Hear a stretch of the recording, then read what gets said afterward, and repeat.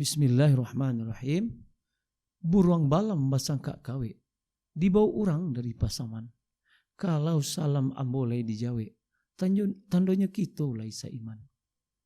Assalamualaikum warahmatullahi wabarakatuh.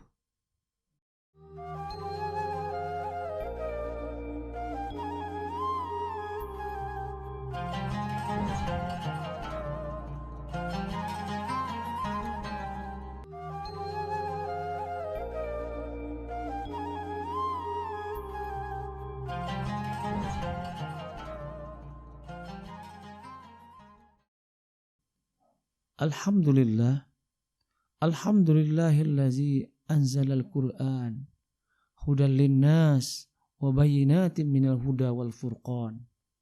Ashhadu an la ilaha illallah wahdahu la syarikalah wa ashhadu anna Muhammadan abduhu wa rasuluh sallallahu alaihi wasallam la nabiyya ba'dah. Berkat rahmat dan karunia Allah Subhanahu wa taala, alhamdulillah kita masih bisa bertemu di channel studio Dwifa Akademi Farmasi Dwi Farma Bukit Tinggi. Alhamdulillah pada Ramadan tahun ini kita masih hidup dan masih diberi kesempatan oleh Allah untuk beribadah dan meningkatkan amal soleh kita agar kita keluar dari Ramadan ini menjadi orang-orang yang bertakwa dan meningkatkan amal soleh di hari-hari berikutnya. Salawat beringan salam mari kita kirimkan kepada pucuk pimpinan kota Mekah, intan berlian dalam surga, buah hati Siti Aminah, belan jantung Tuan Abdullah, yakninya Habibana wa nabiyana Muhammad sallallahu alaihi wasallam, yang telah berjuang mati-matian menancapkan kalimat tauhid la ilaha illallah, tiada Tuhan selain Allah di permukaan bumi ini. Para pemirsa yang berbahagia, kita mesti bersyukur dan bergembira karena kita dijumpai oleh Ramadan. Di mana Ramadan ini tujuan Allah menurunkannya adalah untuk menghapuskan dosa kita. Adanya ampunan. Tujuan Allah menurunkan Ramadan ini agar kita terlatih untuk beribadah, mengunjungi masjid, mengendalikan nafsu, dan mendengarkan kajian-kajian ilmu pengetahuan agar kita semakin hari semakin baik. Oleh karena itu, mari kita gunakan momen Ramadan ini sebagai pembentukan karakter, pembiasaan hal-hal yang baik, dan yang intinya adalah pengendalian diri. Apabila dalam kehidupan sehari-hari kita mampu mengendalikan diri, mampu beradaptasi dengan segala kondisi dan keadaan, maka hal itu akan membawa kebaikan buat kita, baik di dunia, lebih-lebih untuk kampung kita akhirat nanti. Salawat berserta salam itu wajib kita kirimkan kepada Nabi kita Muhammad agar kita mendapatkan syafaat di hari kiamat. Allahumma sholli ala Muhammad wa ala alihi wa ashabihi ajma'in. Baiklah, pada kesempatan yang singkat ini saya akan menyampaikan tausiah. Mudah-mudahan tausiah yang saya sampaikan ini membawa manfaat, memberikan berkah buat kita bersama, terutama bagi saya yang menyampaikan dan kaum muslimin dan kaum muslimat di mana saja berada. Adapun tema yang kita angkatkan pada tausiah yang singkat ini, yakni hal-hal yang penting yang harus kita persiapkan menghadapi Idul Fitri. Kita tahu bahwasanya Idul Fitri ini adalah yang maknanya adalah kembali suci. Artinya apabila kita melakukan ibadah dengan sempurna, kita ikuti aturan-aturan Ramadan sebaik-baiknya dan ditutup dengan zakat fitrah, insya Allah kita akan termasuk orang yang beruntung. Orang-orang yang keluar dari Ramadan ini seperti bayi yang baru dilahirkan. Alangkah bahagianya hati kita apabila keluar Ramadan ini dosa kita diampuni oleh Allah Subhanahu wa taala. Bukankah itu yang kita inginkan dalam hidup ini? Yakni ampunan dari Allah. Karena kita selalu berbuat dosa, sering lalai. Malah kita kadang-kadang sengaja berbuat dosa dan maksiat. Oleh karena itu Allah sangat sayang kepada umatnya. Sangat sayang kepada umat manusia ini.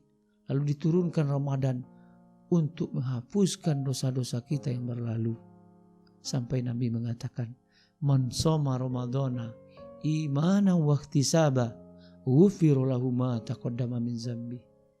Bahwasanya barang siapa yang berpuasa dengan iman, dengan penuh kehati-hatian, dia jaga lisannya, dia jaga anggota tubuhnya agar tidak merusak amal ibadah puasa.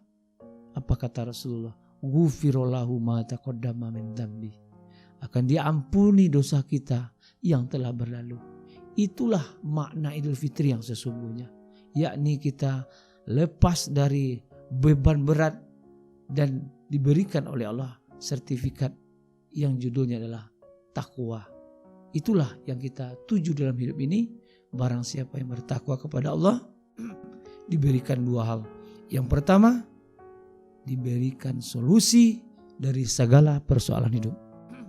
Yang kedua, akan diberikan oleh Allah rezeki yang tidak diduga-duga. Itulah janji Allah. Dan itulah yang diharapkan oleh manusia. Umur panjang, rezeki murah. Nah, apa usaha kita? Allah telah mengatakan kalau kita bertakwa kepada Allah, akan diberikan oleh Allah jalan keluar dari segala masalah dan diberikan rezeki yang tidak diduga.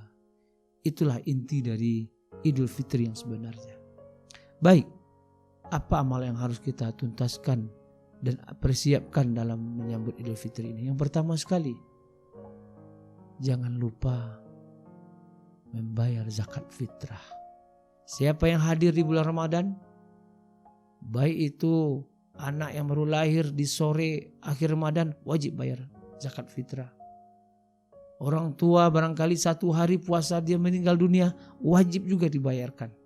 Pokoknya siapa yang hadir di Ramadan wajib membayarkan zakat fitrah. Apa tujuan zakat fitrah ini? Yakni membersihkan dosa-dosa kita selama Ramadan dan menyempurnakan kekurangan-kekurangan ibadah kita di bulan Ramadan. Semoga kita ikhlas memberikan zakat fitrah ini dan sempurna ibadah kita di sisi Allah Subhanahu wa taala. Itu yang pertama, jangan lupa membayar zakat. Siapa yang membayar zakat sebelum sholat Id, terbayarlah yang namanya zakat.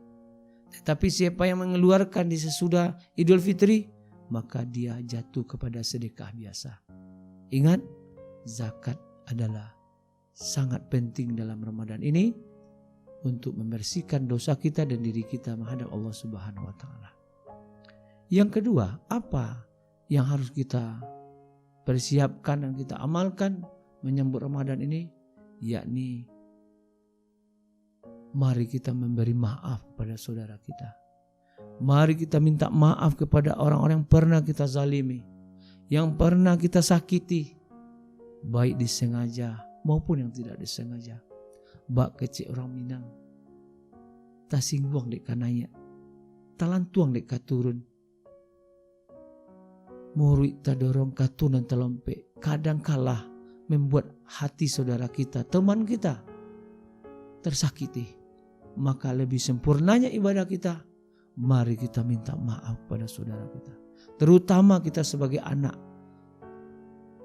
yang mungkin sering menyinggung perasaan orang tua, membuat orang tua sedih. Disuruh sholat ada yang gak mau sholat, disuruh menghentikan main HP, malah main HP terus. Ini kadang-kala menyayap, membuat luka di hati orang tua kita.